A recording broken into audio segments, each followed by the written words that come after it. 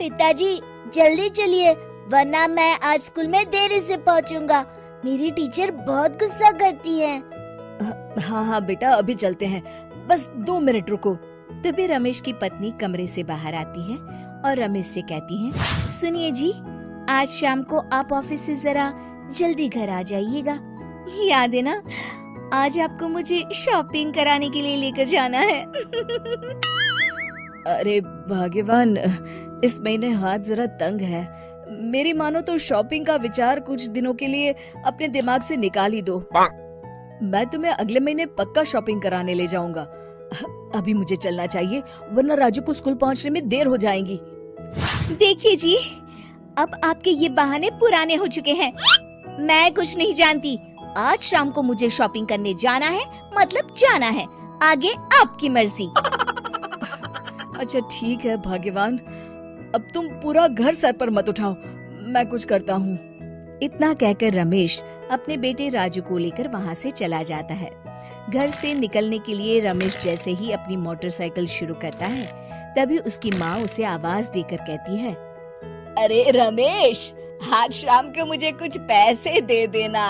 याद है ना, मैंने तुझसे कहा था कि मुझे मंदिर में चढ़ावा चढ़ाना है। अरे माँ, मेरी तनख्वाह आने में अभी 10 दिन बचे हैं। अभी मेरे पास बिल्कुल पैसे नहीं है। हाँ, मेरी तनख्वाह मिलते ही मैं तुम्हें पैसे दे दूंगा। रमेश की माँ चिढ़कर कहती है, अरे तेरा दिमाग तो खराब नहीं हो गया? मैंने तेरे भरोसे मंदिर के पुजारी जी से वादा कर दिया है और तू कह रहा है कि पैसे नहीं है। अब मैं पुजारी जी को क्या जवाब दूंगी? तुझे तो मेरी इज्जत की भी कुछ परवाह नहीं है। अच्छा ठीक है माँ, अब तुम गुस्सा मत करो, मैं शाम तक कुछ इंतजाम करता हूँ।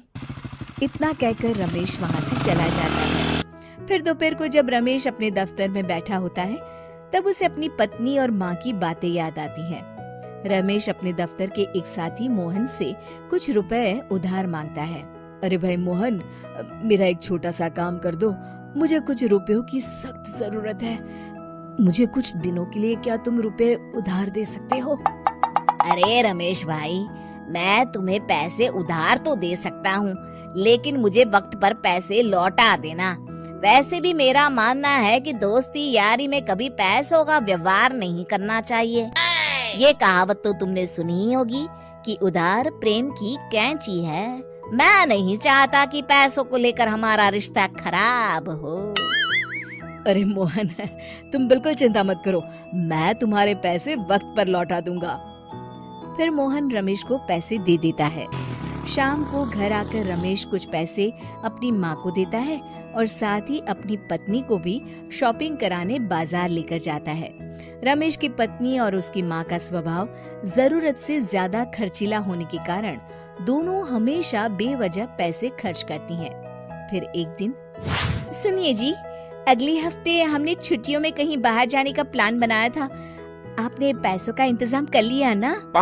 अरे अभी कहाँ, अभी तो मेरे पास बिल्कुल पैसे नहीं है।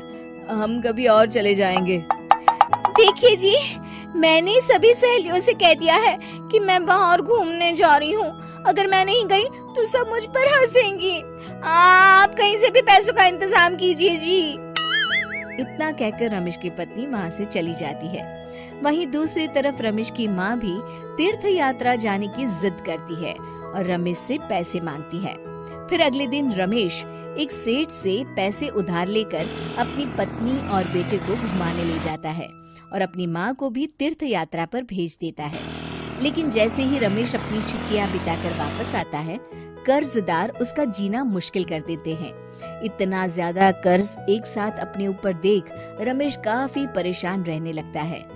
फिर एक दिन राजू की स्कूल की फीस वक्त पर न भर पाने के कारण रमेश को स्कूल में बुलाया जाता है। स्कूल के प्रिंसिपल साहब रमेश को सख्त हिदायत देते हैं कि अगर वक्त पर स्कूल की फीस नहीं भरी गई तो उनके बेटे का नाम स्कूल से काट दिया जाएगा। अपने बेटे की स्कूल की फीस भरने के लिए रमेश अपने दोस्त गिरधारी से कुछ पैसे उधार ले लेता है और स्कूल की फीस भर देता है। रमेश की माँ और उसकी पत्नी खर्चे और घर की जिम्मेदारी संभालते संभालते धीरे धीरे रमेश पूरी तरह कर्ज में डूब जाता है। और तभी एक दिन दफ्तर में काम करते समय रमेश की तबीयत अचानक बिगड़ जाती है। और वो बेहोश होकर गिर पड़ता है। उसे जल्दी से पास के एक अस्पताल में भर्ती कराया जाता है। रमेश के घर वालों को ये बात पता चल जाती है तो वे सभी अस्पताल पहुंचते हैं। अस्पताल के डॉक्टर साहब उन्हें बताते हैं, देखिए, देर रात तक जागने और जरूरत से ज्यादा काम करने की वजह से इन्हें चक्कर आ गया था। बेहतर यही होगा कि इन्हें कुछ दिनों के लिए पूरी तरह आराम करने दिया जाए। रमेश की हालत देखकर उसके बेटे राजू को बहुत गुस्सा आता है और वो अपनी दादी और माँ से कहता है, माँ, दादी, मैं इतना छोटा हूँ, फिर भी मैं इतना समझता हूँ कि पिताजी दिन रात दफ्तर में काम करके पैसे कमाते हैं। पिताजी अकेला पूरा घर संभालते हैं और आप दोनों अपने फिजूल के खर्चों के लिए उन पर दबाव डालते रहते हैं। आज पिताजी की हालत के जिम्मेदार तो आप दोनों हैं। राजू की समझदारी भरी बातें सुनकर रमेश की माँ और पत्नी को अपनी गलती का एहसास होता है और दोनों की आंखों में आंसू आ जाते हैं। फिर कुछ दिनों के बाद रमेश की तबीयत एकदम अच्छी हो जाती है और वो पहले की तरह अपने काम पर जाने लगता है। रमेश की माँ और पत्नी अब उसे किसी प्रकार की कोई तकलीफ नहीं देते और ना ही उससे किसी चीज की मांग करते हैं। फिर देखते ही देखते रमेश अपने कर्ज के सारे पैसे चुका देता है। उसकी जिंदगी पहले की तरह अच्छी हो जाती है और वो अपने परिवार के साथ खुशी खुशी रहने लगता है।